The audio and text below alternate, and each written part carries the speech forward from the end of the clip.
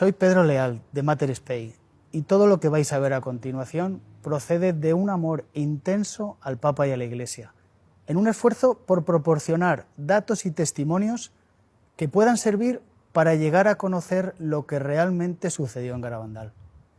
Este amor a la verdad y a la Iglesia es lo que nos ha animado a realizar este trabajo.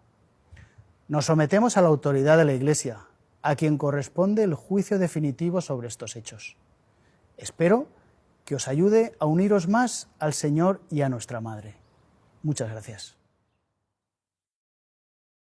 A veces, los acontecimientos más importantes de la historia son los que se ignoran y se silencian, como si de alguna manera se pudiera contener el torrente de una tremenda catarata. ¿Por qué ocurre esto? Vamos a ver que lo que sucedió en la década de los 60 en San Sebastián de Garabandal es uno de los acontecimientos más importantes de la historia. Pero no solo eso. Este hecho, este mensaje, es importante para ti. En Garabandal, nuestra Santísima Madre del Cielo vino a traer una llamada a la conversión para todos sus hijos. A la Eucaristía se le da cada vez menos importancia. Debéis sacrificaros más. Ya estáis en los últimos avisos. E incluso hace referencia a un aviso, un milagro y un posible castigo. La Madre de Dios vino a una aldea perdida del norte de España para sostener a todos sus hijos en un periodo especialmente difícil de la historia humana y de la Iglesia. ¿De qué estaba hablando? ¿Estamos viviendo tiempos cruciales? Sacerdotes, obispos y cardenales van muchos por el camino de la perdición y llevan con ellos a muchas almas. Esto era difícil de creer en la década de los 60, ahora ya no. En el transcurso de esta investigación hablaremos con expertos, médicos, teólogos y testigos oculares para tratar de responder a las preguntas clave. ¿Qué sucedió exactamente en Garabandal? ¿Por qué fue tan rápidamente ignorado y olvidado? ¿Realmente ha sido estudiado? ¿Fue silenciado? ¿Es auténtico? ¿Por qué no ha sido aprobado? Miles de apariciones, milagros, grandes gracias de conversión son hoy una catarata imparable. Nuestra Señora del Carmen de Garabandal continuó derramando sobre el mundo sus bendiciones. Ella, la Madre de Dios y Madre nuestra, desea que sus hijos vuelvan a Dios antes de que sea demasiado tarde.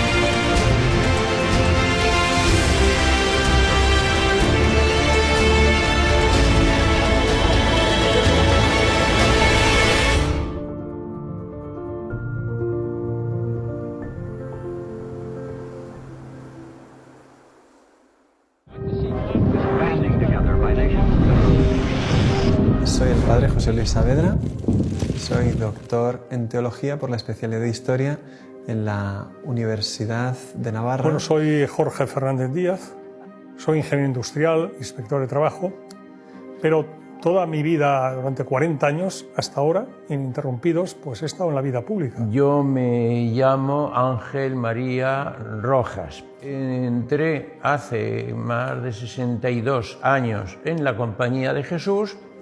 Me ordené de sacerdote hace un poco más de 50 años. Soy Javier Paredes, catedrático de Historia Contemporánea de la Universidad Estatal, y entonces comprenderás que yo las apariciones de Garabandal las vea también con mentalidad histórica. En cada lugar de apariciones, el mensaje que Dios permite dar a la Virgen o que da Dios mismo a través de ella viene a ayudar a la Iglesia de una manera concreta en su tiempo y la sociedad y la historia real en la que está viviendo. Lourdes era una lucha contra el racionalismo. La Virgen le pidió a Bernadette beber barro y comer hierba. La gente estaba escandalizada cuando vio eso y hoy 5 o 6 millones de personas visitan Lourdes cada año. Fátima, la lucha contra el comunismo, el daño que iba a hacer una ideología que se convirtió en un totalitarismo que acabó con millones de personas. En Garabandal, el mensaje es todavía más fuerte. Bueno, creo que el momento en el que la Virgen viene aquí, a San Sebastián de Garabandal, es un momento, desde mi punto de vista, muy especial. Eso en la historia de la Iglesia, claramente. Garabandal coincidió en sus años con los mismos años del Concilio Vaticano II. Garabandal empezó en el 61, terminó en el 65, el concilio empezó un poquito después y terminó el mismo año. El Concilio Vaticano II, años 62, 65, y la Virgen, mientras tanto, está aquí apareciendo y diciendo unos mensajes.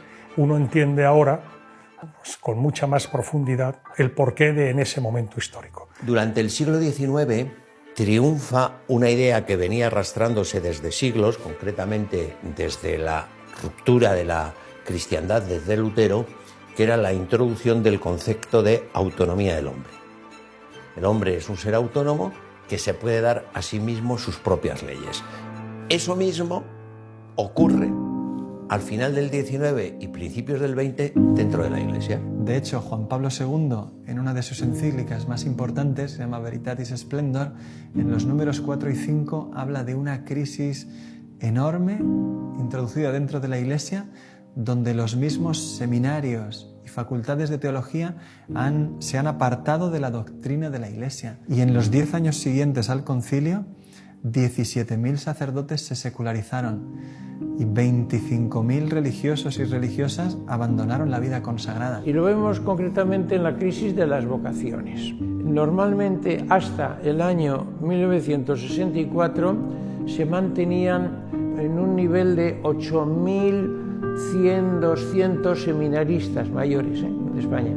El año 1964 baja al número de 1.000 y se mantiene en 1.000 algo. O sea, la crisis en torno a los años siguientes al concilio fue increíble, increíble. En el año 62, exactamente cuando empieza el Concilio Vaticano II, se produce la crisis de los misiles entre Estados Unidos y la Unión Soviética, con ocasión de la colocación de aquellos misiles que había instalado la Unión Soviética en la Cuba de Fidel Castro. Eso es octubre del 62. Sabemos que se estuvo al borde de una guerra y ahí parados, esperando órdenes, y mientras tanto el teléfono rojo sin parar de comunicar entre Kennedy, Khrushchev, etcétera, etcétera. Han sido momentos de una extraordinaria gravedad en lo que hace referencia a la posibilidad de que estallara un conflicto nuclear, absolutamente. Vamos a ponernos en 1961, los que conozcan Garabandal, que echen la vista atrás lo que era Garabandal, el pueblo San Sebastián de Garabandal, a donde no se podía subir en coche, con unas niñas que eran prácticamente analfabetas, que muchas de las cosas que les decía la Virgen no las entendían. ¿Por qué la Virgen les dice a unas niñas unas cosas que no entienden, pero que sí que las transmiten? Porque Garabandal es una aparición para todos nosotros.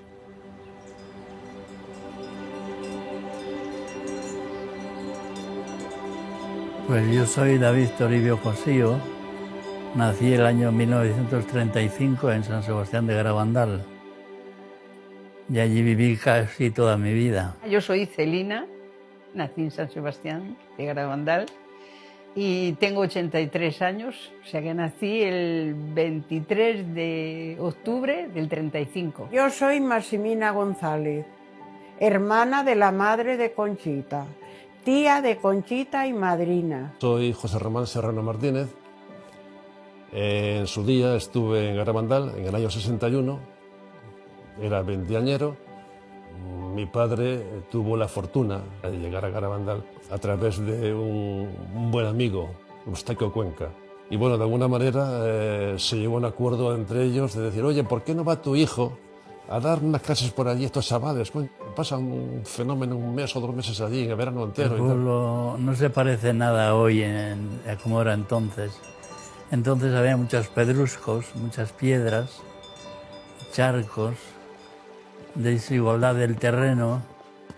Era complicado andar por el pueblo en aquel tiempo. Allí me preguntan a veces, me dicen, ¿allí fuiste al colegio? Digo, allí hice las carreras detrás de las ovejas, al colegio muy poco.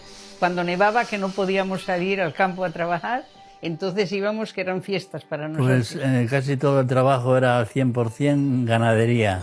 Vacas, caballos, ovejas. Como todos trabajábamos al campo, el primero que terminaba de meter la hierba, ahora por ejemplo, en este tiempo, iba a ayudar al que iba el último. Siempre andábamos así. En casi todas las casas oía usted que en las cocinas se estaban rezando el rosario. Yo me recuerdo de mis padres, yo recé mucho y me hacía la dormida a veces para no rezar el rosario en casa. Pero era un pueblo muy súper religioso, un pueblo muy bonito era, muy bonito era. Yo tenía 26 años y cuando empezaron las apariciones, que empezaron el 18 de junio de 1961. Ese día, 4 niñas, Mariloli, Jacinta, Maricruz y Conchita, están jugando en el pueblo, robando unas manzanas de un vecino, cuando, de repente, escuchan un trueno. Levantan la cabeza, miran hacia los valles cercanos, por ninguna parte ven la posibilidad de una tormenta. Es lo mismo que había sucedido en el comienzo de Fátima y en el comienzo de Lourdes. Un trueno es de lo que nos habla tanto Sor Lucía como Santa Bernadette.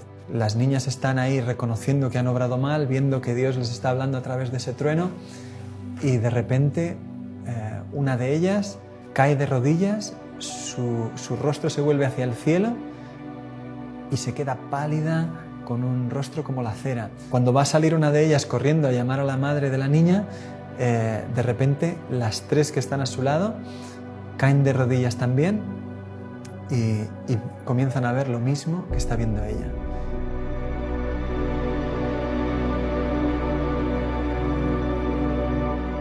Es un ángel y sin decirles nada les llena como de asombro. De hecho, cuando salen del éxtasis, desconcertadas y como en silencio, deciden ir corriendo a la iglesia. Y cuando van bajando, una niña les dice: ¿pero dónde venís así? Ya responden: es que hemos visto al ángel. Ellas se van corriendo y llaman a la maestra. Queda tan asombrada la maestra que les dice: vamos a ver 2 o 3 días si esto continúa. O sea, ella se ve que confía en sus alumnas, que sabe que son chicas normales y que lo que les ha sucedido puede pasar. Al día siguiente, el párroco don Valentín las entrevista, una por una, sin encontrar contradicciones entre sus testimonios. Esa tarde, vuelven a la calleja solas, rezan el rosario, pero no sucede nada y tienen que volver a casa sin tener ningún éxtasis. Esa noche, cuando se van a acostar, las 4, cada una en su casa, escucha una voz que les dice: no os preocupéis, que me volveréis a ver.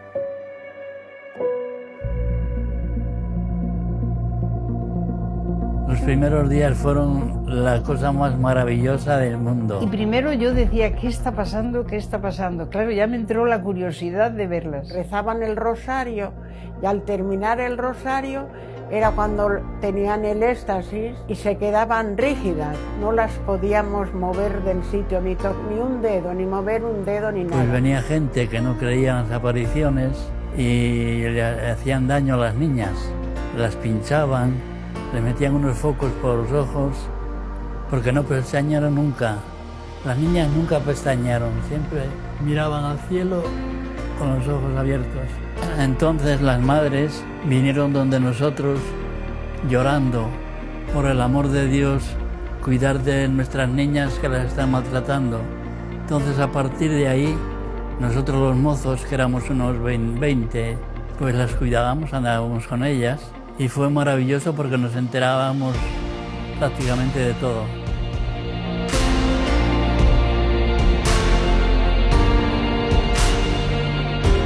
Pues el 4º o 5º día ya está el párroco tomando nota de lo que sucede y dice que hay 600 personas viendo los éxtasis y los domingos hasta 3000. Y es una aldea a la que hay que subir por un camino que es 1 hora andando y bien empinada la cuesta porque no se puede subir en coche. No había baños, no había apenas luz eléctrica, no había asfalto y se llena de gente aquello.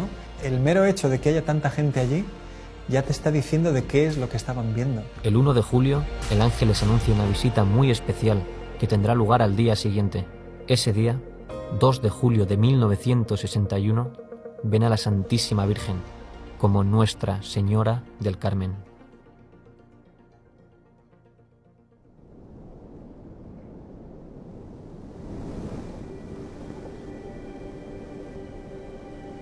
Me llamo Juan Hervás y soy doctor en medicina y especialista en pediatría.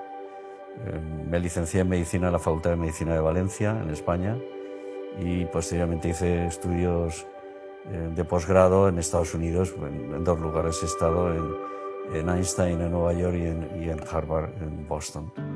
Verdaderamente Garabandal para mí constituye un hito dentro de las apariciones marianas desde el punto de vista profesional médico. La cantidad de médicos que aparecieron en Garabandal y estudiaron a las niñas, pues es que fueron muchísimos. Pero antes quizá empezaríamos diciendo algo sobre los protagonistas. Los protagonistas de Garabandal son 4 niñas de 11 y 12 años que vivían en esta zona aislada del norte de España, en la zona montañosa, y que por ese aislamiento tenían una edad que probablemente era inferior, quizá tuvieran 8 o 9 años de edad psicológica. Tuvieron, se dice que entre 2.000 y 3.000 apariciones, acompañadas con éxtasis muy prolongados, de incluso 6 y 7 horas de duración. Todo esto, unido a fenómenos extraordinarios visibles, hizo que vinieran muchísimos médicos y también, ya digo, pues teólogos. Por eso en el cuadro que se llama La Calleja, pusieron maderas por arriba y por abajo para que no entraran a tocarlas. Intentaron moverlas muchos. Yo personalmente intenté elevarlas, cogerlas, las asilas y levantarlas estando en éxtasis, y bueno, imposible. Salían de la iglesia en éxtasis y tenían que subir a la calleja, debajo de los pinos. Entonces los mozos teníamos que ir uno por un lado, otro por otro, y unos delante y otros detrás. Era una sensación rara. Corriendo, y de vez en cuando, pues, ¡pas!, pegaban un giro, porque por la calleja de no sé qué, por la calleja no sé cuál, hasta que en algún momento empezaban a correr de tal manera que levantaban los brazos en cruz y parecía que en lugar de correr volaban a una velocidad tremenda. Nosotros no éramos capaces de seguirlas. A esa velocidad había un momento en que de vez en cuando ¡pas!, pegaban un frenazo en seco. Y nosotros, en lugar de frenar, lo que hacíamos era salir todos disparados porque no podíamos frenar en seco. Y luego, con los brazos en cruz, cogían carrería otra vez hacia atrás, a la misma velocidad que corrían y volaban hacia adelante. Y luego eso se trasladó ya, y en lugar de hacerlo en el pueblo nada más, corrían monte arriba. Y de noche corrían monte arriba, todos con luces, con linternucas, como pudiéramos y tal. Y por aquellos andurriales, pues te pegabas unos porrazos tremendos, te caías 20.000 veces. Ellas nada. Por ahí subían a los pinos, bajaban, daban un recorrido por todos los lados y al final acababan en casa. Y claro, en esas correrías, pues mucha gente se dejaba los zapatos o lo que fuera. Y bueno, tanto es así que en algún momento, en casa de Conchita, Conchita dijo a Serafín, a su hermano: oye, que me dice la señora que ha perdido el zapato no sé qué, vete a tal sitio que ahí está. ¿Qué dices? De noche y tal. Que sí, que vete, no sé qué, mira, pegando a la cuadra de no sé quién, pues ahí arriba, antes de llegar a los pinos tal, ahí está. Y Serafín, el bueno de hombre, pues corría y hacía lo que decía su hermana, y bajaba con el zapato. Las niñas entraban en trance, que es un estado alterado de conciencia con abolición sensorial. El fenómeno se iniciaba con una hiperextensión del cuello, muy brusca. Caían de rodillas cuando estaban juntas al mismo tiempo, pero la caída era absolutamente imposible. Y son unas piedras tremendas que, bueno, al caer de rodillas, ¡pas!, se oían los porrazos, y sin embargo, al levantarse, miraba las rodillas y estaban intactas, y no tenían ni moratones, ni ninguna rojez, nada de nada. Perdían la sensibilidad táctil y la dolorosa, de forma que se les podía pinchar y quemar. Cuando dormías ahí, las metían agujas, esas de coser sacos de aquella época, que tenían la punta, digamos, curvada para coser sacos, y allí que sin ningún problema les pinchaban. Pero que ellas no sentían absolutamente nada.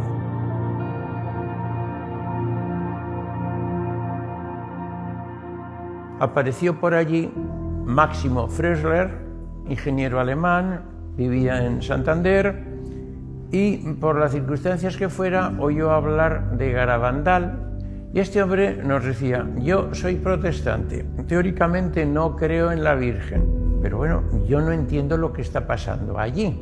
Son unas niñas de 11, 12 años, débiles, pequeñas, de un pueblo allí perdido, y él era muy fuerte. Yo una de estas niñas la cojo y la levanto en una mano, pero cuando caen en éxtasis no puedo mover ni una mano.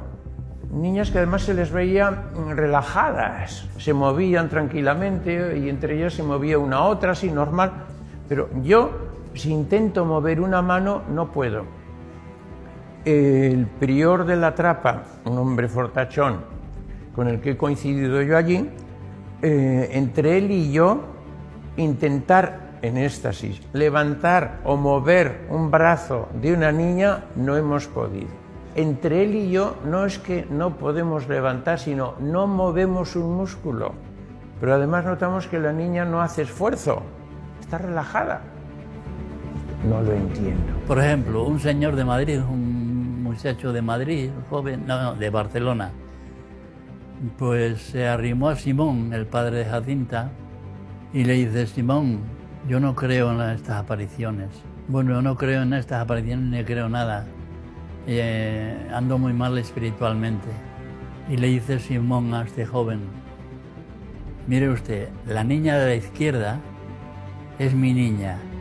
Yo le doy permiso para que vaya usted allá y la toque, la levante o haga lo que quiera. Yo soy su padre y le doy permiso. Fue este mozo de Jacinta, se pone a levantarla y no pudo. Y volvió y le dice: Simón, no he podido levantarla. Eso me parecía a mí, dice él. Termina la aparición y le dice Simón a Jacinta: Jacinta, este señor te quiso levantar cuando estabas hablando con la Virgen. ¿Quieres ponerte de rodillas para que te levante ahora? Se pone la niña de rodillas, lo al mozo y la levantó.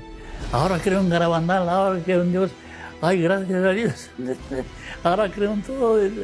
No, es que es impresionante. Es que sería incontable decir todo lo que ha sucedido en Garabandal desde estos primeros días. Es absolutamente desconcertante. Levitaciones, devoluciones de esos objetos religiosos besados. La niña tenía a lo mejor 100, 200 objetos, cuenta Pepe Díez, que se les hacía como una bola todo delante de lo que ella tenía, de medallas, rosarios, y cogía de uno en uno como fácilmente y lo devolvía a la persona que fuera sin preocuparse. Una señora le dio las medallas, la suya, la de su marido, la de su hijo y la de su nuera. La Virgen besa cada una de estas medallas y la niña no le devuelve a la señora las 4. Sin haberlos visto, le pone a cada uno la suya y sin equivocarse a las 4 medallas que la señora le había dado. Claro, la señora dice: ¿yo qué más necesito ver? Si es que llorando allí delante de todo el mundo, diciendo: es que es imposible que haya acertado las 4 medallas a cada uno la suya, sin saber ni quiénes somos, ni de dónde venimos, ni de quién es cada una, y sin mirar las medallas. La Virgen como se manifestaba, dejando ver algo, claro, que atraía cada vez a más gente. Quienes volvían a casa y contaban esto, hacían que viniese cada vez gente de más lejos. Soy Román Martínez del Cerro García de Blanes. Conocí Garabandal fundamentalmente a través de 2 jesuitas, Lorenzo Lacabe y el padre Ramón María Andreu. Tenía entonces 15 años y mi padre era catedrático en el mismo instituto. Con un pequeño 600 que teníamos, nos vinimos a ver a Garabandal. Dejamos el coche en Cosío. Era imposible subir desde Cosío a Garabandal porque era una pista forestal llena de barro y imposible, pero encontramos un Land Rover que nos subió a Garabandal.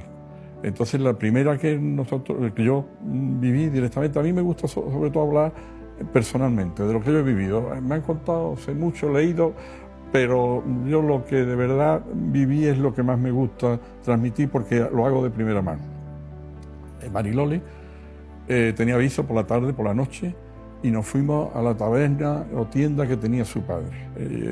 Nos sentamos allí, tenía la escalera a mano derecha entrando, después una barra y no había sitio, habíamos 10 o 12 personas, y yo me senté en un saco en una esquina de esa tienda esperando esos avisos que la Mariloli podía tener.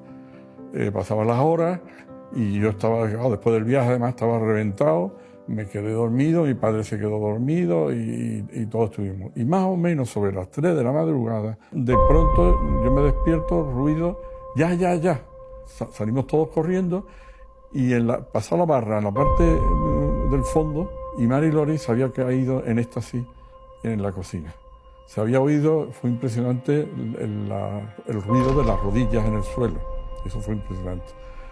Salimos todos a verlo. Yo tenía 15 años, yo iba más de curiosidad que otra cosa. A mí me pasó que cuando yo vi a la niña se transfiguraba.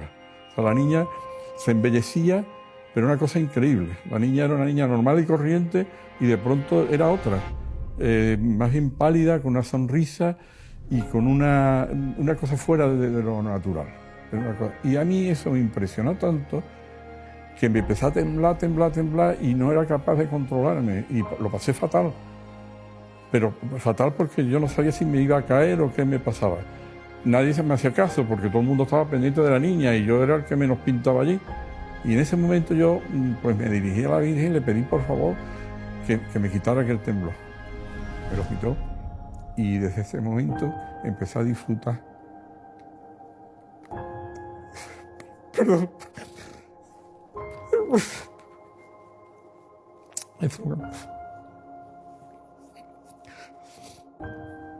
Bueno, desde ese momento empecé a disfrutar de lo que era la presencia de la Virgen en una presa. Entonces, hay veces que me preguntan, ¿cuándo de verdad pensó que la Virgen estaba presente allí? Desde ese momento. Hay 2 momentos del Evangelio que a mí me recuerdan mucho aquello. La transfiguración en el Monte Tabor, la sensación de que Virgen se está aquí, la sentimos todas. Y la otra, la alegría de, por ejemplo, la visita de la Virgen a su prima Santa Isabel. Esa alegría y ese bienestar fueron en todas las apariciones. Y sobre todo desde ese momento. Desafortunadamente, no todos estaban a favor. Especiales dificultades tuvieron muchos intelectuales. Así sucedió al llegar a la aldea la llamada Primera Comisión Episcopal. Solo subieron 3 veces en todo el primer año de apariciones. Pero el día que la Virgen se apareció por primera vez, todos estaban en el pueblo. Su instructor, el padre Francisco de Oriozola, con 2 sacerdotes y 2 médicos, el doctor Piñal y el doctor Morales. La comisión comentó con alguna de las personas que había por allí, que había venido con ellos, que aquello se iba a terminar ese mismo día. Pero no se estudiaron los hechos extraordinarios que ahí estaba pasando. De hecho, el doctor Morales nunca más subió a la aldea. Él mismo lo cuenta en una conferencia que dio años después. Solo estuve en la aldea en una ocasión. Y sin embargo, de mis informes negativos vino la condena para Garabandal. La comisión, de hecho, no volvió a subir hasta finales de julio y subió por la noche para intentar llevarse a las niñas a escondidas y que todo aquello se terminase. Las familias se negaron, excepto la de Conchita. Se llevaron a Conchita, estuvo 8 días en Santander y la terapia que le dan a Conchita es llevarla a la playa, llevarla a la feria y mantenerla ocupada para que no piense en las apariciones. Y yo fui con su madre a Santander, a casa de este sacerdote, a buscar a Conchita. Yo vi, Conchita le mandaban que si no lo negaba, a ella la llevarían a un manicomio y a los padres a la cárcel. Entonces ella, hartándose de amenazarla, ella dijo, bueno, pues lo mío no será verdad, pero lo de las otras al mejor sí. Muy bien, Conchita, la palmearon porque ya lo había negado. El día siguiente de que Conchita volvió de Santander, se reunieron los teólogos y médicos de la comisión con las personas en el pueblo que quisieran interesarse sobre las apariciones. Y allí acudieron médicos y sacerdotes que estaban estudiándolas por su cuenta. Hubo una reunión grande delante de la puerta de la iglesia que la cuenta el mismo doctor Ortiz, un pediatra de Santander que pasó más de 50 días estudiando los éxtasis.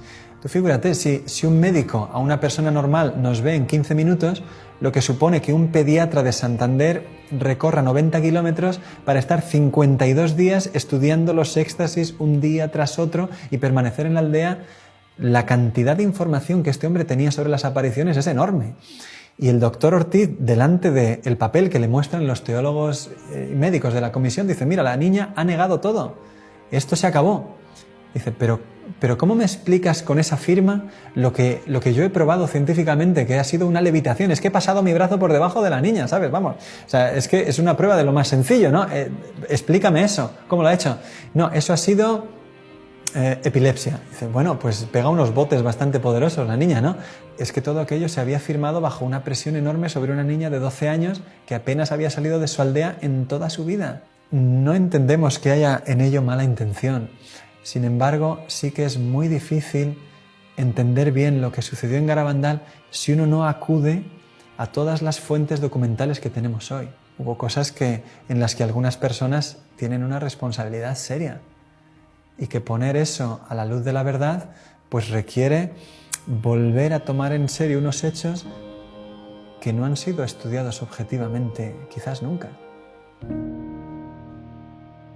A pesar de las contradicciones, los sucesos continúan, y el 2 de julio, en secreto, la Virgen había dado a las niñas un mensaje que el 18 de octubre ellas deberían hacer público. Cuando la fecha se acerca, los peregrinos comienzan a acercarse a la aldea, miles de personas, está abarrotado como nunca. Y sin embargo, los peregrinos para llegar ahí tienen que atravesar una jornada que es de lluvia, granizo, incluso por la tarde llegó a nevar. Sí. Me acuerdo del día lluvioso, porque en mi casa había gente y traían unos zapatos muy bonitos y entonces, como estaban muy mojadas, entraron en mi cocina y los metieron al horno a secarlos. Y estábamos hablando y se nos olvidaron los zapatos y entonces se le quemaron los zapatos, eran marquesas o no sé qué eran. Sí. Se leyó en los pinos, lloviendo, llovía a mares. La Virgen pidió que las niñas se lo entregaran al párroco delante de la iglesia y allí lo leyeran ellas. Y después, en los pinos, volviese a ser leído el mensaje por el párroco, don Valentín Marichalán. Sin embargo, la comisión presionó al sacerdote para que hiciera algo diferente. El mensaje no fue publicado delante de la iglesia. Tampoco lo leyó el párroco. En cambio, se anunció que solo sería leído por las niñas, en los pinos. Los testimonios son muy fuertes. Hay una mujer que habla de cómo caminaban entre el barro a empujones para intentar lograr buenos puestos. Cuando ya finalmente se dijo, se va a publicar el mensaje, pues la gente subió a los pinos, pero la carrera que se organizó para eso, la gente caía, resbalaba, se empujaba. Y cuenta ella, dice, lo increíble es que no nos matáramos, miles de personas para conseguir un buen puesto, y dice ella, yo quedé como a unos 60 metros de las niñas, y claro, apenas oí nada, pero cuando ya llegó el mensaje, toda la situación me tenía completamente ya vencida. Hay que hacer muchos sacrificios, mucha penitencia, visitar al Santísimo, pero antes tenemos que ser muy buenos. Y si no lo hacemos, nos vendrá un castigo. Ya se está llenando la copa, y si no cambiamos, nos vendrá un castigo muy grande. Insiste mucho en lo que fue el mensaje de Fátima. Estamos en plena guerra mundial, cuando viene la Virgen a Fátima, y dice que las guerras son consecuencias de los pecados de los hombres, y que por tanto tiene que haber conversión. Bueno, en Garabandal lo mismo. El primer mensaje que dice que el cáliz se está llenando de los pecados, de las ofensas a Dios que se están cometiendo, ¿no? Y que si no nos arrepentimos, si no pedimos perdón, si no nos sacrificamos, si no rezamos, pues que vendrá un castigo. Vendrá un castigo, ya anuncia el castigo. El mensaje hablaba efectivamente de un castigo. Se había hablado antes de un milagro, pero solamente a las niñas. Y eso comienza desde ahora a ser una parte importante en Garabandal, como una ayuda especialmente grande para un tiempo particularmente difícil de la historia. Sin embargo, en ese día el mensaje no se pudo entender. Dijeron, toda esa preparación tan grande para un mensaje tan chiquito como sacrificios, visitar al Santísimo, todo eso ya lo sabemos, y un castigo muy grande si no cambiamos, pues ya lo sabemos. Las videntes después, durante los años posteriores a las apariciones, siempre han dicho, lo más fundamental que tenemos que poner en el centro son los mensajes. Lo que el cielo quiso hacer ahí, por lo que hubo tantos fenómenos extraordinarios, era para que prestásemos atención a lo que nos quería decir el cielo en esos mensajes. El fracaso del primer mensaje fue un golpe duro para Garabandal. Muchos esperaban algo extraordinario. Por eso, a pesar de tantos prodigios, muchos rechazaron las apariciones a partir de este momento.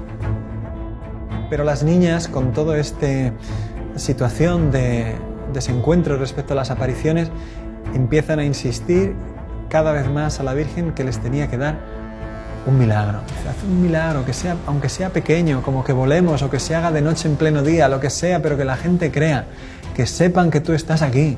La Virgen siempre solía callar, no les respondía, incluso se ponía a veces triste y les decía, ya creerán. Pero un día el ángel les dijo, Dios va a hacer un milagro a través de ti y de mí. El 18 de julio, la Eucaristía, cuando recibas la comunión, que él le traía muchas veces de manera mística, espiritual, ese día será visible para todos los que estén en la aldea. Ella creía que era que se veía siempre, vaya, y le llamaban el milagruco. Y ya cuando dijeron que iba a ser el 18 de julio, creo que era, pues toda la gente que estaba allí por la mañana ya estaba, el pueblo creo que estaba abarrotado, creo porque yo casi no lo veía. Entre unas 8 o 10.000 personas, creo que cuenta la policía, que había en la aldea ese día. Aquello fue pasando el día, coincidió que había baile, estaba tirando hasta cohetes, ya no se sabía si por el baile la Virgen vendría o no, y un poco la desesperación de todos de que no se producía el milagro que todos queríamos ver. Pero venía una prima mía, ¡ay, qué gordísima va a ser! ¡Ay, Dios mío, va a pasar algo muy gordo! Porque aquí se siente la gente engañada, porque dice que no hay derecho, porque... Y le digo yo, Angelina, a ver, mira, ven, mira la cara de Conchita. Mira qué cara tiene Conchita. Digo, con estar viéndole la cara a ella, ¿tú te crees que tiene cara de preocupada? De que ha metido una mentira tan gorda y eso, yo nada más que hacía estar allí y ver a Conchita. Y ya, pues bueno, ¿qué le vamos a hacer? Dios quiere esto, pues con resignación nos fuimos ya para dormir a nuestra casa. Y en el momento que estamos en la calle, oímos un revuelo enorme. Y entonces ya los que estaban más cerca empezaron, ya están éxtasis, que están éxtasis, y claro, y nada más casi estar en éxtasis sale, y se da la vuelta, yo ya me la perdí entonces porque resulta que la gente se abalanzó detrás de ella y yo digo que pisamos a gente. Cogí una linterna potente, yo estaba pegado a ella prácticamente y enchufándole con la linterna, prácticamente metida la linterna en la boca. Ella abrió la boca, sacó la lengua, no tenía absolutamente nada. Y de repente apareció un punto. Saca la lengua y empezó a formarse una cosa blanca, blanca, blanca, muy blanca, mucho más blanca que la nieve. Se fue agrandando en forma de espiral. Era como una moneda de 10 duros, decía yo entonces, y así la sacaba todo lo que podía. Y yo vi después cómo se le iba aguando hacia alrededor cuando ya se le estaba deshaciendo. Y hasta que la tragó. Preguntaban a Benjamín Gómez, ¿pero estás seguro que no la tenía en el bolsillo y la puso o que la tenía ya en la boca? Mire, yo estaba a 20 centímetros de ella, es imposible que hiciera nada, estaban muy vigiladas. No estaba a distancia, no, estaba pegado a ella. Pero eso, ¿quién ha dicho que la tenía en los brazos, en las manos? No, hombre, es que es una barbaridad. O sea, es que la lengua estaba totalmente limpia, y de repente apareció un punto blanco, un punto, nada más que un punto, en la lengua. ¿Dónde se dio ese punto? La impresión esa tan fuerte, yo no la he tenido en mi vida. Yo decía, gracias Señor, ahora sí que estoy segura de que existes, empezaba yo. Yo me he enterado después que alguno de ellos, que después que no lo creía después que había sido eso cierto lo que había visto. 2 testimonios contrarios llegaron al día siguiente a la aldea. Uno de ellos ya esa misma noche. Un señor, José Antonio Giuliani, no vio el milagruco, él no consiguió estar en la zona, en la calle donde eso sucedió. y estando lejos le preguntó a uno, ¿tú lo has visto? No. ¿Tú lo has visto? Tampoco. Pues ya está, todo es mentira, se lo han inventado, es de noche, la oscuridad, las dificultades, la pericia de las niñas, nos la han colado. Y se extendió la noticia de que nos habían engañado, de que era todo mentira. Pero en realidad este señor no había visto nada. Otro, cuenta Conchita en su diario, que se fue al obispado de Santander, un religioso, el padre Justo, franciscano, y dio testimonio de que aquello había sido todo mentira. Unos días después, sin embargo, pidió a unos religiosos de su comunidad que pidieran disculpa a las videntes. Dice, mira, no sé por qué hice eso, pero estaba enfadado. Estas personas no vieron nada y, sin embargo, tenían un testimonio que hizo muchísimo daño.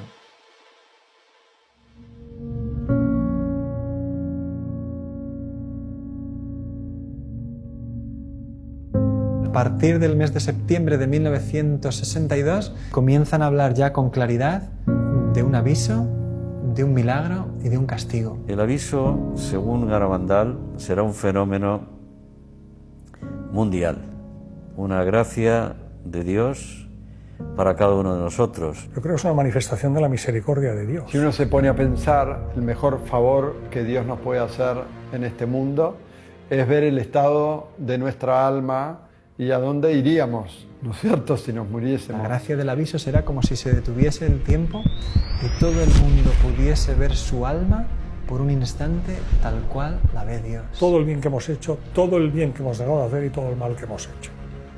Para que de esa manera tengamos un impulso de conversión. La misma Conchita dijo, lloraremos de lo que Dios nos ama después del aviso. Loli sí que sabía la fecha del aviso. Y dijo que el aviso vendrá en un momento en que España y el mundo lo necesiten. Y habló de una iglesia que parecerá desaparecida, hablaron mucho del comunismo. España estará muy mal. Y yo le dije, ¿peor que como está ahora? Y dice, sí, peor. Todos sabrán que viene de Dios y algunos intentarán negarlo. Eso se va a intentar desnaturalizar. Bueno, pues el Señor vuelve hacia nosotros. ¿Cómo? Con el milagro, para que creamos que efectivamente eso ha sido como tú lo has vivido, lo has sentido o crees que puede haber sido, y no como te están intentando decir algunos. El pequeño milagro de la comunión visible está en contraste con el gran milagro que empezó a anunciar ahora, a partir del otoño del 62, en el que decía que sería un milagro enorme, muy grande, mayor que el milagro solar de Fátima.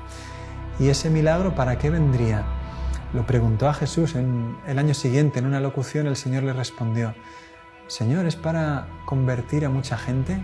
No, Conchita, es para convertir al mundo entero. El milagro es tan fuerte, es tan impresionante, que sin una gracia especial te mata, como lo mató al padre Andreu, de felicidad, pero te mata. Yo digo que hay dos personas que han visto el milagro. Una fue el padre Luis María Andreu. A él le llaman el quinto vidente de Garabandal. De repente, mientras las niñas están en el éxtasis, él aparece en el campo de la visión y la gente que estaba en los pinos durante el éxtasis escuchó el grito de él que repitió 4 veces una palabra, milagro. Pero esa noche volvía en jeep con sus compañeros de peregrinación y contaba qué buena es la Virgen, cuánto nos ama, qué madre tenemos en el cielo. Hoy es el día más feliz de mi vida.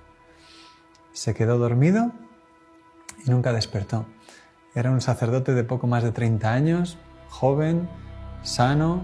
Todo el mundo quedó perplejo porque había fallecido de repente, el día que había visto el milagro de Garabandal. Y hay otra persona que ha visto el milagro, San Pío de Pietrelcina. Y el padre Pellegrino, que la había aceptado poco antes de morir, dice, yo he sido el último hijo espiritual aceptado por el padre Pío en vida. Le dijo que había visto el padre Pío, había visto el milagro antes de morir. Lo que sí sabemos es que el padre Pío dijo que el velo que iba a cubrir su rostro 3 días después de su muerte, que se lo entregaran a Conchita.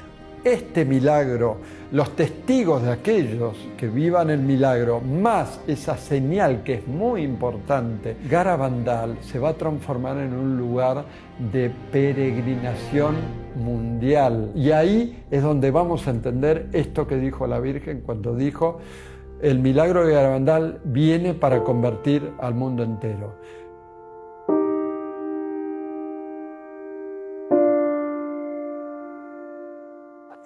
Y la Virgen, lo que está diciendo en Garabandal, como en Fátima, en todas partes, convertíos, convertíos, convertíos, oración, oración, oración, sacrificio. Bueno, pues si no hay esa conversión, pues va a venir un castigo. Las niñas han visto ese castigo, lo vieron en las llamadas noches de los gritos.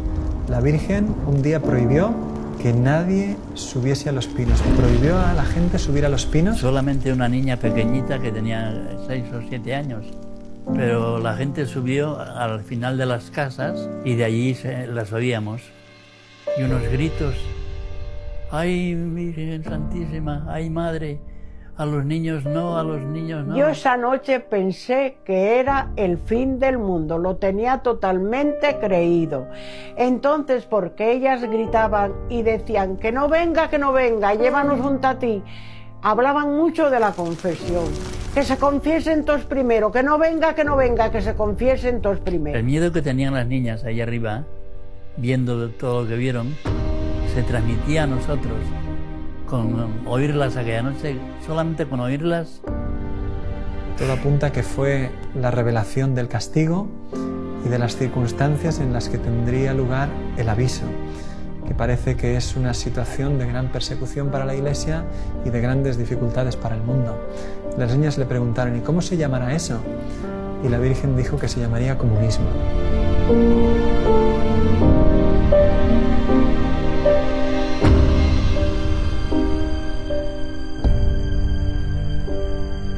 Yo estaba con la boca abierta porque había allí un franciscano que se quedaba aquí en mi casa. Entonces José Manuel, un chico del pueblo, vio a este sacerdote. Padre, padre, rece, rece, que estamos perdidos. Rezaba, cuando rezaba aquel padre, las niñas callaban. Venía una paz inmensa y percibías esa paz. Pero el padre se cansaba de rezar y volvían otra vez. Callaba la boca, porque él también quería oír y quería hablar con la gente, quería enterarse de cosas y dejaba de rezar. Y era la víspera del Corpus. Y el día del Corpus fue un día precioso. Unas confesiones, unas comuniones, una procesión del Corpus con el Santísimo. A mí me da pena que mucha gente, cuando hablan de Garabandal enseguida, piensan, y aviso y milagro castigo, ¿por qué no nos fijamos en todo lo demás? Porque si hacemos caso a la Virgen en todo lo demás, no habrá castigo, que es un tema que dijo, quizás haya un castigo si la humanidad no se convierte. Pero la Virgen vino a decir mucho más y el mensaje de Garabandal abarca mucho más. Es como si al estudiar el Evangelio nos quedáramos, y aquellos días, cuando vengan aquellos días, nos quedamos en esa frase, ¿y cuándo serán esos días? ¿Y qué serán esos días? Pero hombre, léete el Evangelio entero, vive el Evangelio, y no te preocupes de esos días que probablemente te habrás muerto tú antes. Vive como pide la Iglesia, que es como pide Garabandal. La gente se preocupa mucho del aviso, el castigo, el milagro, y no se preocupa del mensaje. Ser buenos. A la Eucaristía cada vez se le da menos importancia. Contemplar la pasión de Jesucristo. Eso es lo importante de Garabandal. Las apariciones iban llegando a su fin. Y en enero de 1963, las niñas dejaron de ver a la Virgen. Solo Conchita volverá a verla, aunque tendría que esperar casi 2 años. Al fin, el 8 de diciembre de 1964, la Virgen le anuncia que va a dar un nuevo mensaje para el mundo. Claro, todo el mundo tiene en la cabeza la crisis de las apariciones con el primer mensaje en 1961. Entonces, ahora, cuando todo está más dividido, de repente se anuncia otro mensaje y lo anuncia una vidente sola. Sin embargo, se va acercando la fecha y mira, todo el mundo esperaba algo. Tanto es así que llega a la aldea más gente que nunca. Hay crónicas de los periódicos que son impresionantes de esos días. Un periodista de Barcelona, Juan Poch Soler, que escribe: subimos el 17 por la noche. Cuando llegué a la aldea vi gente durmiendo bajo los dinteles de las puertas, en los pajares. Me puse a escribir para enviar algo al periódico y a mi lado había 2 inglesas durmiendo sobre sus codos. El pueblo estaba a reventar de gente. Había 12.000, 15.000 personas, no se sabe cuánta gente había ese día en la aldea. Cuando fue pasando la tarde, no llegaba, el éxtasis no llegaba, y en un momento la niña avisó a la gente que el éxtasis sería en el cuadro. La gente intentó buscar el mejor puesto cerca del lugar del éxtasis. Es impresionante, duró unos 12 minutos y en él se escucha a la niña decir algunas palabras, se la ve reír, se la ve llorar. Curiosamente, el mensaje de la Virgen no lo dio ella. Unos meses después la Virgen le dijo: ¿sabes por qué no vine yo el 18 de junio a darte el mensaje? Porque me daba pena decirte aquellas cosas, pero necesitabais saberlas para vuestro bien y si las cumplís para gloria de Dios. Como no se ha cumplido y no se ha hecho conocer al mundo mi mensaje del 18 de octubre, os diré que este es el último. Antes la copa se estaba llenando, ahora está rebosando. Los sacerdotes, obispos y cardenales van muchos por el camino de la perdición, y con ellos llevan a muchas más almas. A la Eucaristía cada vez se le da menos importancia. Debéis evitar la ira de Dios sobre vosotros con vuestros esfuerzos. Si le pedís perdón con vuestras almas sinceras, Él os perdonará. Yo, vuestra Madre, por intercesión del ángel San Miguel, os quiero decir que os enmendéis. Ya estáis en los últimos avisos. Os quiero mucho y no quiero vuestra condenación. Pedidnos sinceramente y nosotros os lo daremos. Debéis sacrificaros más. Pensad en la pasión de Jesús.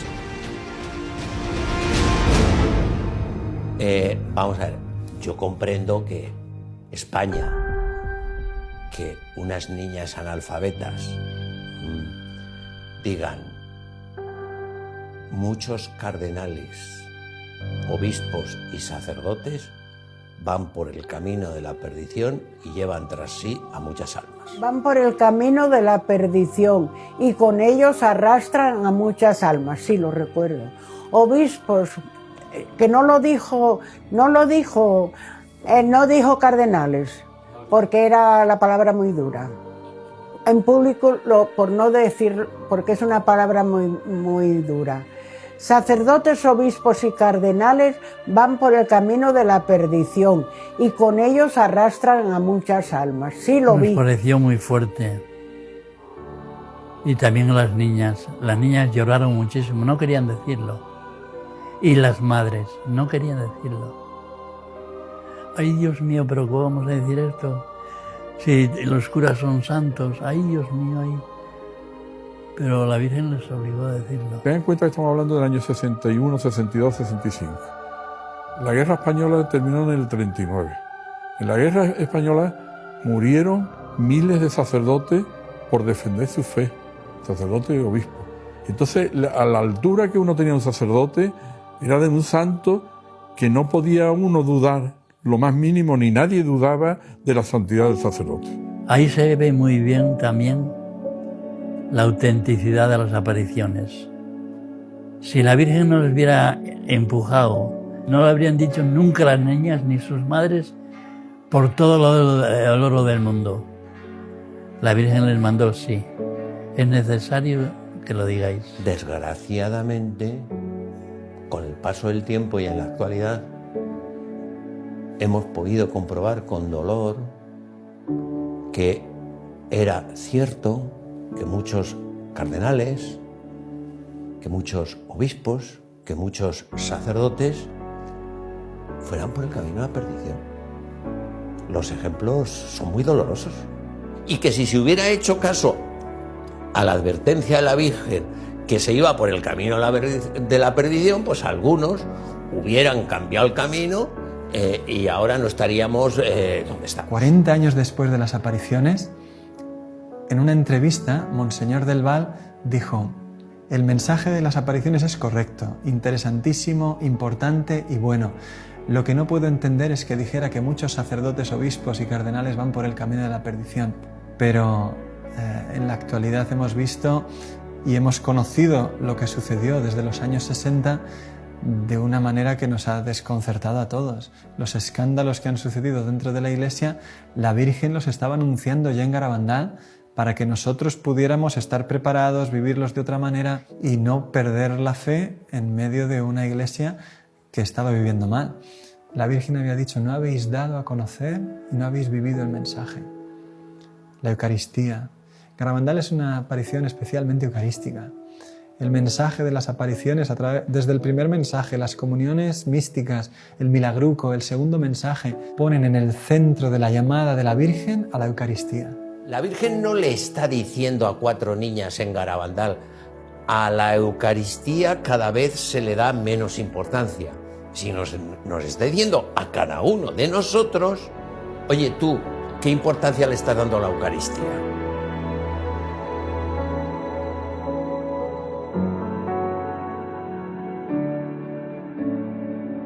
Los fenómenos terminaron con la aparición del 13 de noviembre de 1965. Después de esto, las niñas dejaron la aldea. Conchita acabó en Burgos, donde fue recibida por el padre Manuel Guerra y la madre Nieves García. Cuando conocí a Conchita, estaba en Burgos de superiora, con la casualidad de que yo no quería ya admitir a ninguna niña más, porque el colegio estaba completo ya. Entonces, al poco tiempo, viene la portera y me dice, hay una familia que pregunta, vino el capellán con ellos, y entonces ya les dije que yo tenía un sitio. Y entonces ya me dijeron quién era Conchita, me explicaron, y me pidieron que Conchita tuviera un confesor, que don Manuel se ofreció, y una persona que la formara, y me ofrecí yo. Por tanto, entró en el colegio como una niña más, con el nombre de María, para que nadie la molestara en nada. Todas las tardes llamaba a Conchita, 1 hora o un par de horas, a un recibidor. Todo lo que ella me dijo, la conversación, fue grabada inmediatamente cada vez que hablaba con ella, inmediatamente para no cambiar ni una sola palabra. Yo a Conchita entonces y después la he encontrado inmejorable, no he encontrado una persona ni más normal, sin ganas de llamar la atención de nadie. Cuando ella terminó las apariciones, le dijo a la Virgen que quería ser religiosa. Entonces nada más terminó las apariciones, se fue a un convento, se enteraron de que estaba allí, porque ella fue a confesarse y le dijo, se conoce que al padre, le dijo, después se supo, pues que ella que había visto a la Virgen, que tenía dudas algunas veces si era verdad, si no era verdad, si le parecía a ella que era ella. Y entonces el sacerdote, cuando se enteró que era Conchita, pues dijo, pues va a decir usted la verdad enseguida. Vinieron 2 obispos y 2 sacerdotes. Alguna vez le dijeron, sí, pero eso te lo inventaste tú y yo. Sí, porque eso se inventa muchas veces la imaginación. Ah, pues sería, O sea que alguna vez entre esa conversación tan larga que tuvieron, de 6 horas, ella alguna vez dijo, pues era verdad, claro, ante personas que te has imaginado tú, porque muchas veces pasa eso. Bien, entonces se marcharon con esa idea y entonces yo llamé al sacerdote que estuvo con ella, contrario, en Garabandal. Le llamé a Burgos, una vez que Conchita se marchó, y le dije, quería hablar con usted, porque usted ha negado siempre las apariciones de Garabandal, concretamente en este caso que fue al convento, y la tuvo usted 6 horas preguntándole. Y dice, no, 6 horas no, 5. Entonces le dije, bueno, pues muy bien, pues creo que está usted confundido porque esto no se puede hacer con una niña después de confesar y de esta manera. Cuando estos señores se marcharon de esa conversación que la pudo dejar aturdida, entonces ella tuvo una locución. En la locución del Señor, interiormente, le dijo, no quiero que estés aquí, quiero que estés fuera. Y Conchita, es que no me quieres, Señor. Y el Señor le dice, pero yo quiero que tú estés afuera, como diciendo, como mejor me puedes servir y como debes es fuera. Hasta aquí la historia es muy conocida. A continuación vamos a presentar lo que ha pasado después de las apariciones y por qué Garabandal ha encontrado tantas dificultades en su aprobación.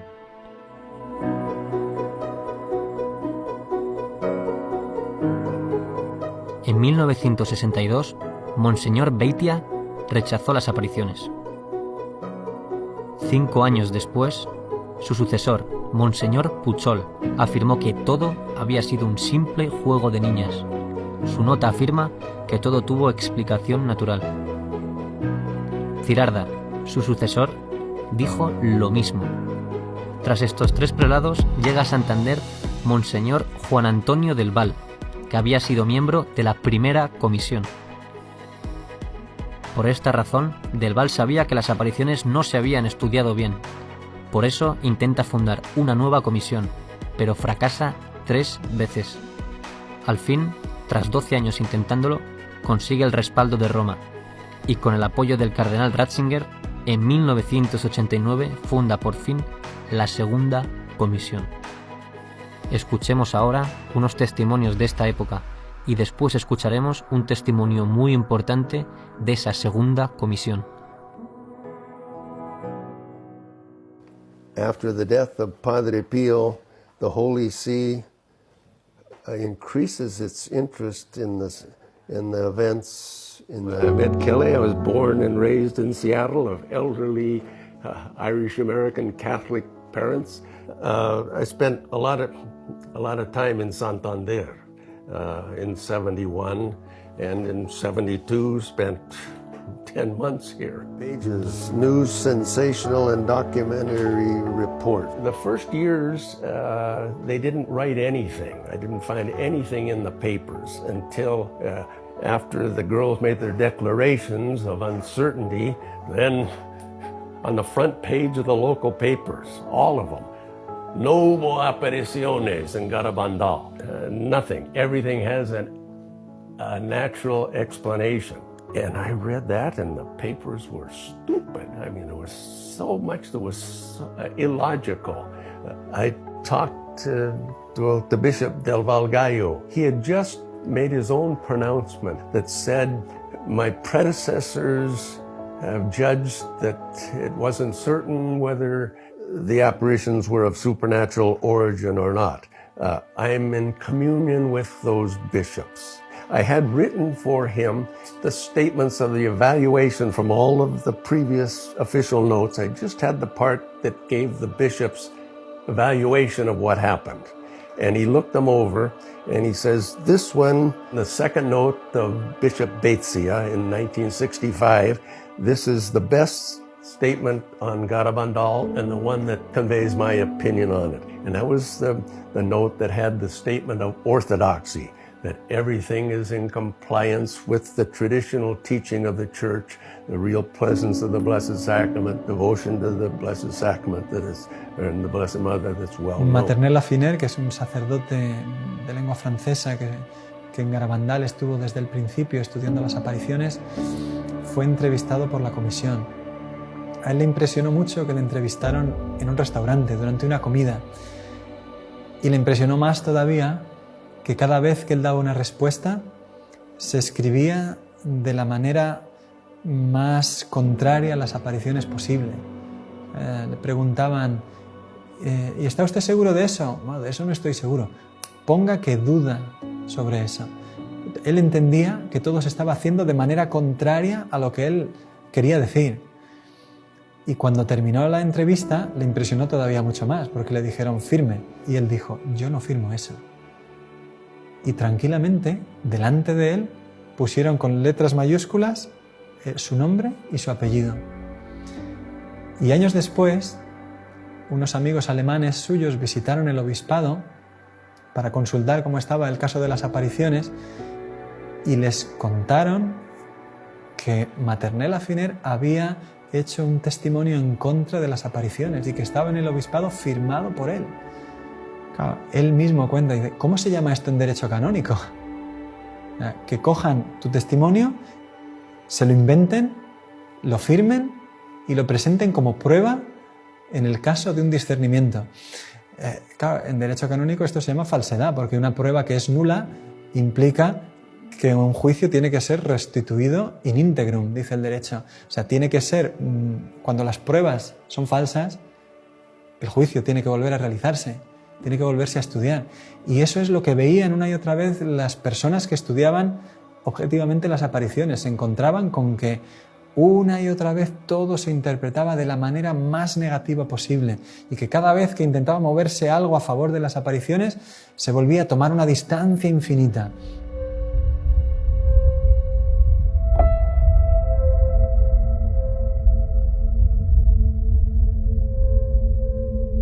The story of Menchu Mendiolea. Interesting.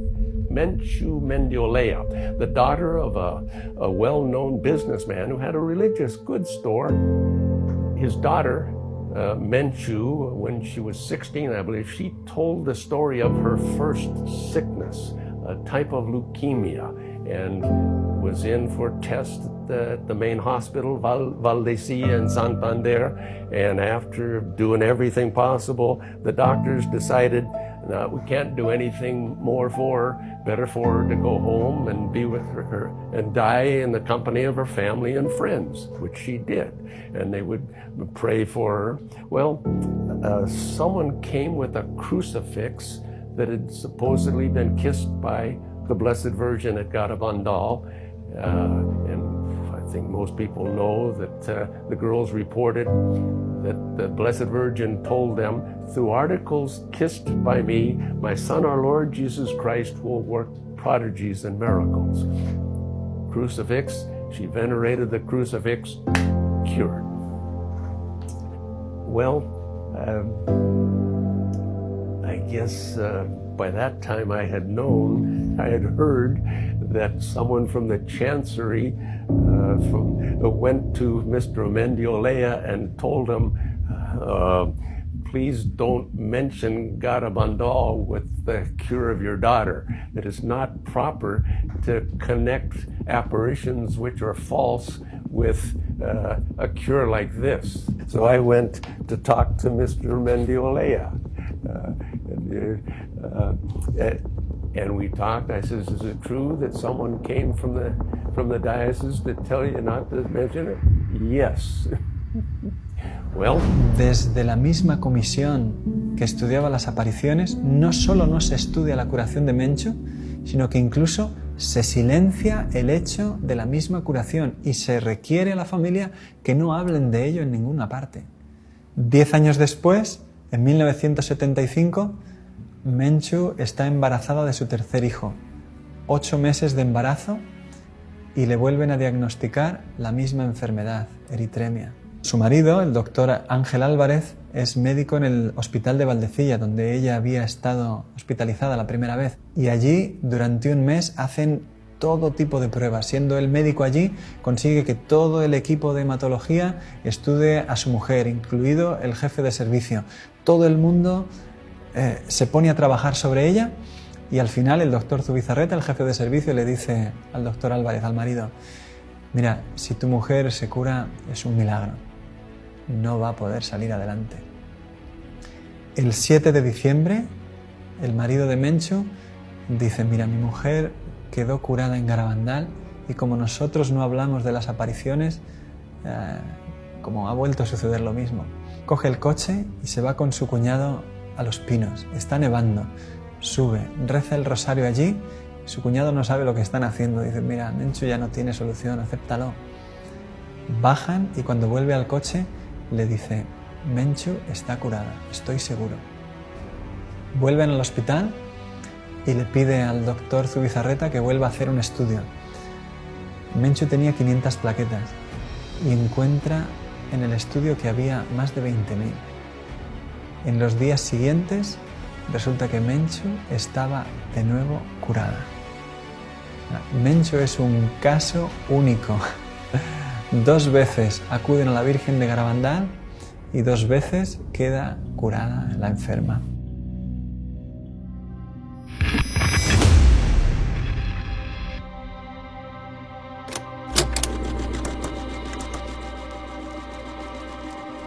Creo que no tenía todavía 20 años cuando un teólogo, un escritor, hizo un comentario que le escuché sobre Garabandal. Dijo, yo entiendo muy bien que la primera comisión fue un fracaso, que aquello lo ha reconocido el mismo obispo que formó parte de ella y su médico principal.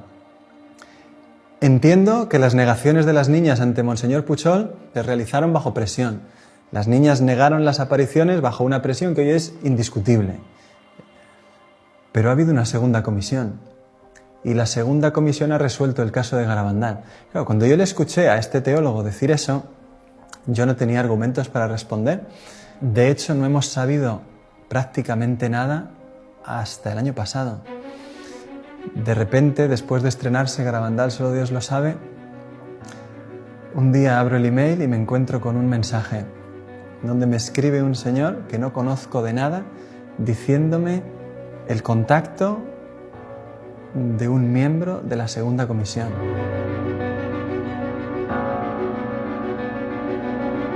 Me llamo Javier Vildósola, estudié la carrera de Ciencias Políticas y Sociología en la Universidad Complutense de Madrid.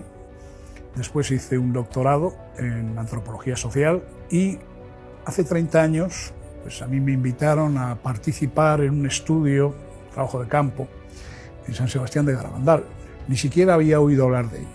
Y concretamente fue un antiguo profesor mío de la propia facultad, que se llamaba don Jesús María Vázquez, era padre dominico, y bueno, pues nos mandaron para allí. Ahora no me explicaron para qué íbamos exactamente. Lo cual me resultaba bastante inconcebible, inverosímil, desde el momento en que uno de los aspectos que se enseñan en métodos y técnicas de investigación es la delimitación del campo de estudio. Resulta que aquí no había nada de nada. Vais a ir aquí. ¿A qué? A pasar un cuestionario. Nunca entendí eso. Nunca lo entendí a no ser que pensara mal, en el sentido de que yo tenía dudas sobre la intencionalidad de dichos cuestionarios que nunca, jamás, en todos sus contenidos, se refirieron a los acontecimientos acaecidos allí y, en cambio, se preocupaban muchísimo de si había habido especulación económica, desarrollo urbanístico, etcétera, etcétera. Cuando llegué no sabía nada. Por la noche no dormía, me dedicaba a leer a toda velocidad porque quería saber, pero bueno, ¿aquí qué ha pasado? ¿Qué es lo que ha ocurrido aquí? Y realmente es cuando empecé a ver que aquello no era muy normal. O sea, aquello se salía de lo corriente. De los 5 o 6 solamente hubo otro señor, como yo, que era un profesor de psicología evolutiva de la Universidad de Valladolid, Fernando Lara, un señor de psicología infantil. Aquí no están las videntes, y sobre todo no están las videntes cuando tenían la edad en que tuvieron las visiones. Si añadimos además que este señor era declaradamente, porque él mismo me lo dijo, era ateo, yo todavía entendía menos. Alguien me gustaría que me lo explicase, porque sigo sin entenderlo al cabo de 30 años. ¿Qué fue la primera comisión? La primera comisión no ha existido jamás. Luego, la segunda comisión, que es a la que se supone que yo pertenezco, tampoco existió jamás. A nosotros no se nos dijo, esto es una comisión.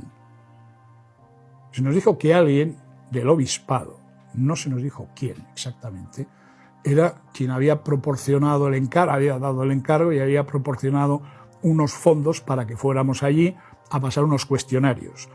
Allí hubo varias personas que se supone que eran miembros de dicha comisión, eso sí, 2 veces comieron muy bien en Carmona. Yo fui a una de ellas y decidí que ya a las siguientes no iba. Cuando Vildósola se encuentra en Madrid con que todos los miembros de la comisión, sin haber hecho un estudio serio de las apariciones, se ponen de acuerdo en decir que la conclusión es que todo es una especulación urbanística, él dimite. Él dice, esto no se sostiene desde un punto de vista científico, aquí no hemos estudiado las apariciones. ¿Cómo vamos a dar la conclusión de lo que han sido? Yo dije ya al final, digo, bueno, yo no estoy de acuerdo en nada de esto que estoy escuchando. Aquí hemos ido a otra cosa. Es cuando a mí se me dijo que yo no era experto en... Yo soy antropólogo y sí, los sistemas de creencias son de mi competencia por este tema, ¿no?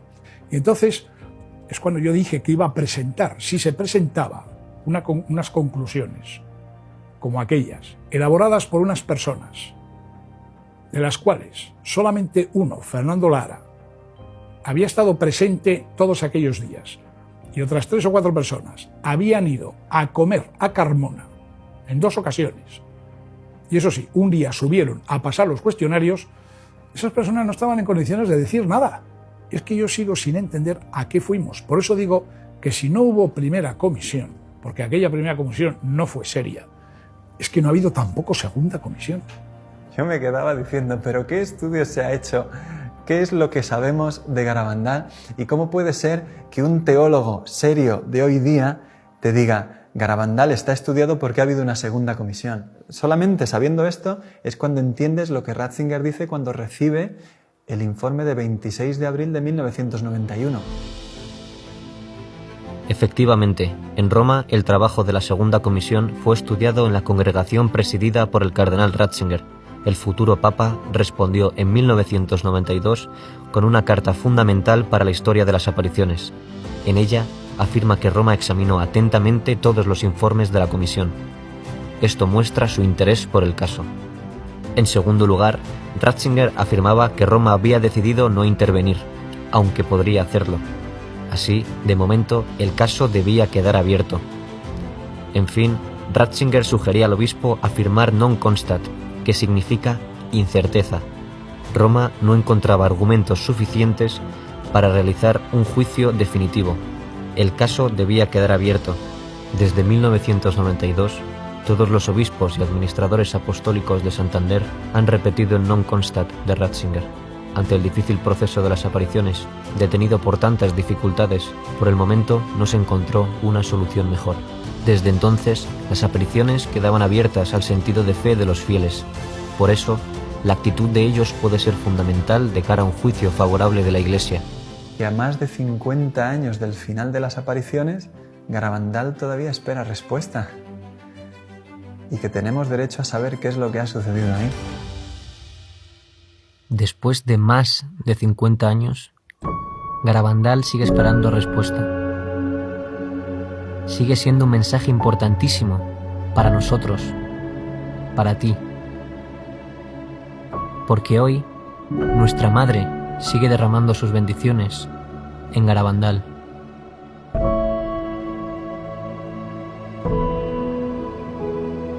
Además, la Virgen ha permanecido siempre fiel, actuando desde Garabandal con una fuerza increíble, como ella se ha comprometido con este lugar y con esta sociedad y esta iglesia que tenemos hoy y nuestras necesidades, que son de dar ese salto en la fe que muchos están teniendo la tentación de no dar. Yo creo en Garabandal, no tengo ninguna duda. En todo momento quiero respetar y voy a respetar, faltaría más, lo que determine la iglesia. Pero yo rogaría que la Iglesia, la jerarquía, pues que diera facilidades para que puedan venir cuantos más fieles mejor.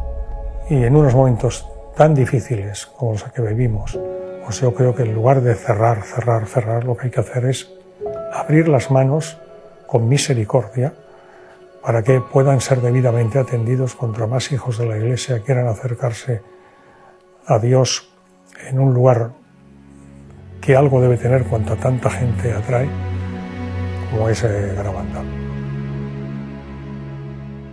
Y se compromete a través de milagros, curaciones y sanaciones interiores que siguen produciéndose hasta hoy. Es que sería incontable lo que hay que decir sobre las apariciones. Es que ha habido tanta gente que sigue llorando al escuchar el mensaje de Garabandal, tantos agradecimientos cuando se ha publicado Garabandal, solo Dios lo sabe, tanta gente que está esperando que Garabandal sea promovido como una ayuda increíble para la fe de tantos cristianos que lo único que quieren es creer en Dios y que nuestra Madre la Iglesia nos ayude a saltar hacia adelante en un mundo que no tiene fe y que nos necesita valientes. Yo quiero que el mundo se salve porque así lo percibimos en Garabandal, que la Virgen vino para que todos los seres humanos se salvaran. A las almas les falta sentir la maternidad divina en cada alma. Y eso es lo importante que se siente aquí en Garabandal.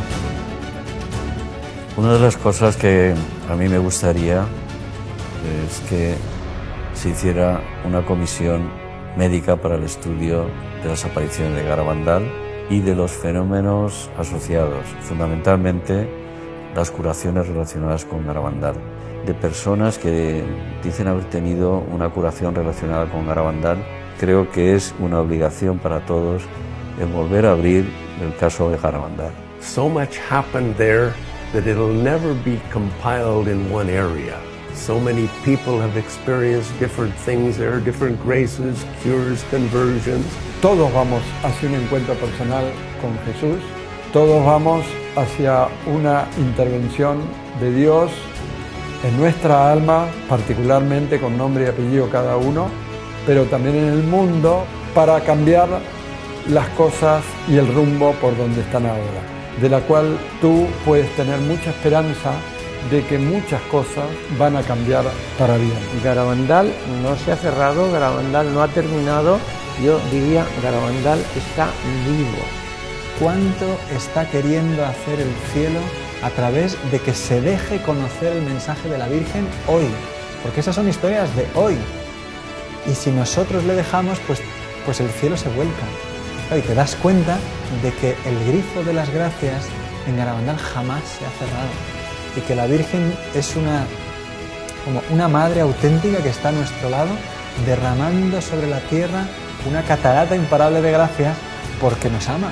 Garabandal hoy es una catarata imparable.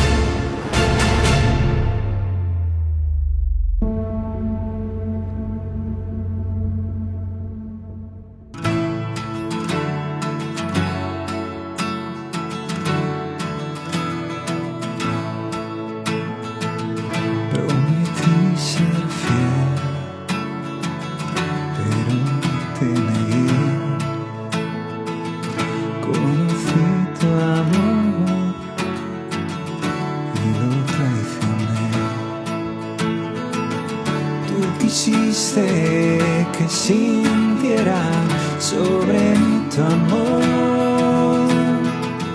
Cuando llegue a ti, llegaré a mi hogar. Y en la noche dudé y tuve miedo, me aparté de ti. No te vayas, no nos dejes, Madre, tú nunca abandonarás a tus hijos que te aguardan, a tus pies, Madre, en Garabandal. Soy tan feliz de tu mano, todo es nuevo por tu amor.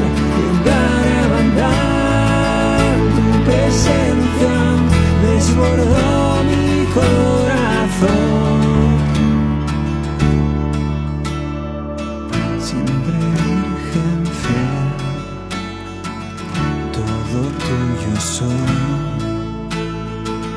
Por tu amor iré donde quieras tú. Tú quisiste que sintiera sobre mí tu amor. Cuando llegue a ti, llegaré a mi hogar.